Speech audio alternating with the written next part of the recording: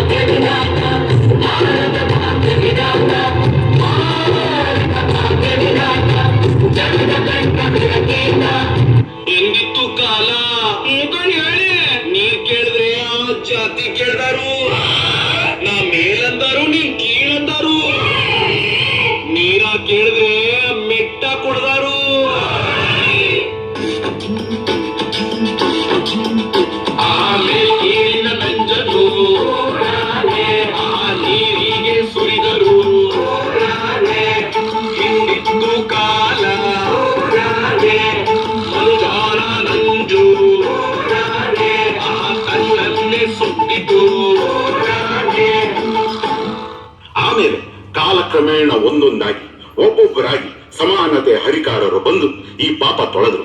ಆದ್ರೆ ಇದನ್ನ ಸಂಪೂರ್ಣವಾಗಿ ಎದುರು ಹಾಕಿಕೊಂಡು ಹೋರಾಡಿದವರು ನನ್ನ ಒಡೆಯ ಹಿರಿಯ ಈ ಭಾರತ ದೇಶದ ಭಾಗ್ಯ ವಿಧಾತ.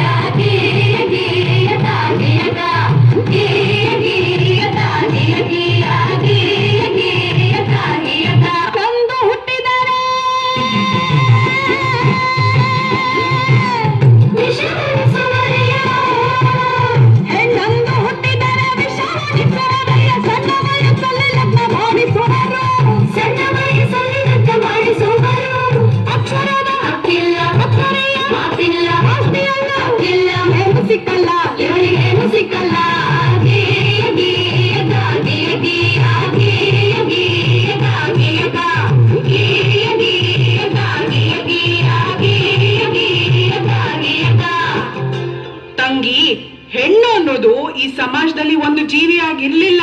ಅವಳು ಆಸ್ತಿ, ವರ್ಣ, ವಂಶ ರವಾನಿಸೋ ಒಂದು ಯೋಜನೆ ಆಗಿದ್ಲು. ಈ ಜಾತಿ ಆ ಜಾತಿ ಸೇರ್ಬಾರ್ದು, ಆ ವರ್ಣ ಈ ವರ್ಣ ಬೆರಿಬಾರ್ದು, ಈ ಆಸ್ತಿ ಆ ಆಸ್ತಿ ಅವ್ರಿವ್ರ ಕೈ ಸೇರ್ಬಾರ್ದು.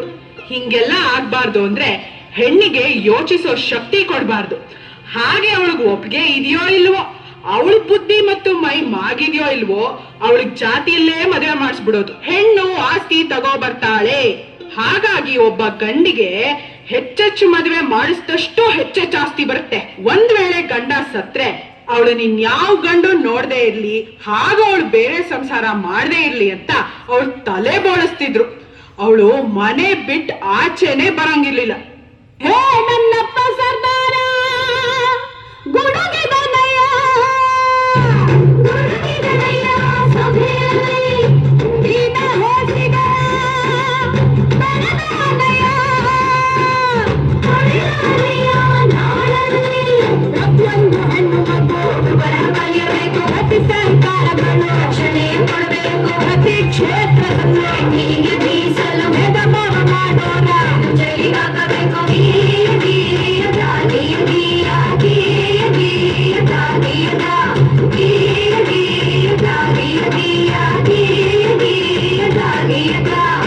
ಅದು ಅಲ್ಲದೆ ನನ್ನ ತಂಗಿ ಕೇಳ ಹೊನ್ನ ಮದರಂಗಿ, ಪ್ರತಿಯೊಂದು ಕ್ಷೇತ್ರದಲ್ಲೂ ಹೆಣ್ಣಿಗೆ ರಕ್ಷಣೆ ಇರಬೇಕು.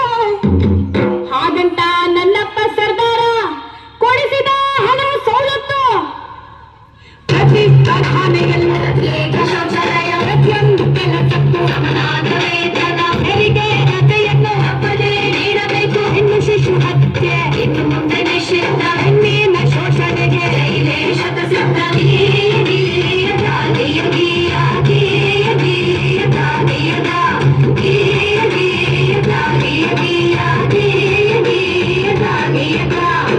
ಹೀಗೆ ಹಲವಾರು ಸವಲತ್ತುಗಳು ಹಾಗೂ ಸ್ವಾತಂತ್ರ್ಯವನ್ನು ನಿಮ್ಮಂತ ಹೆಣ್ಮಕ್ಳು ಅರಿವಿಲ್ಲದೆ ಅನುಭವಿಸುತ್ತಿರುವ ಅನುಕೂಲಗಳನ್ನು ನಮ್ಮಪ್ಪ ಆ ಭಾರತ ಭಾಗ್ಯ ವಿಧಾತಾನೇ ಕೊಡಿಸಿದ್ದು. ಹೆಣ್ಣು ಮಕ್ಕಳಿಗೆ ಆಸ್ತಿಯಲ್ಲೂ ಹಾಕೊಂಡು ಗಂಡು ಹೆಣ್ಣು ಎಂಬ ಇನ್ನೆಲ್ಲಿ ಎಡೆಯುಂಟು. ಹಳದೋಯ್ತು ಹಳಕಾಲ, ಆಗೈತೆ ಹೊಸ ಸುಗ್ಗಿ. ಪ್ರತಿಯೊಬ್ಬ ಪ್ರಜೆಯಿಗ ನಿಂತನೋ ಎದೆ ಹಿಗ್ಗಿ, ಪ್ರತಿಯೊಬ್ಬ ಪ್ರಜೆಯಿಗ ನಿಂತನೋ ಎದೆ ಹಿಗ್ಗಿ, ಪ್ರತಿಯೊಬ್ಬ ಪ್ರಜೆಯಿಗ ನಿಂತನೋ ಎದೆ ಹಿಗ್ಗಿ.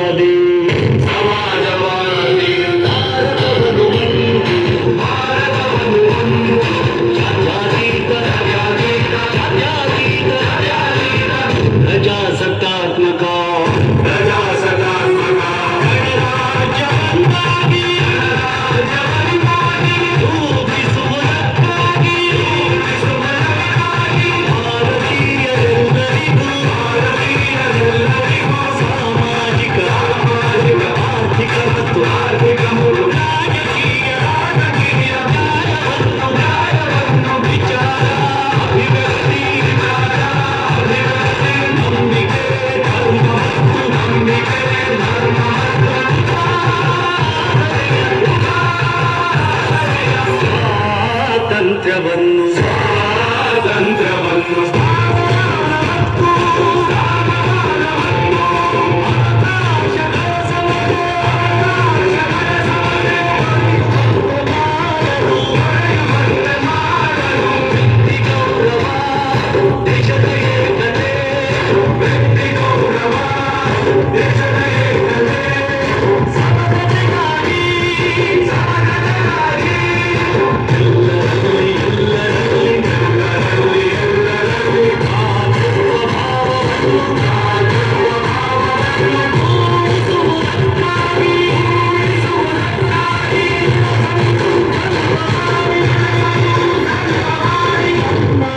ಸಂವಿಧಾನ ಸಭೆಯಲ್ಲಿ ನಮ್ಮ ಸಂವಿಧಾನ ಸಭೆಯಲ್ಲಿ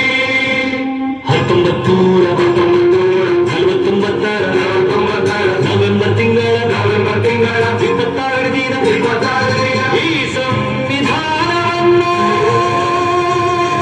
ಈ ಸಂವಿಧಾನವನ್ನು ನಮಗೆ ನಾವೇ ಅರ್ಪಿಸಿಕೊಂಡು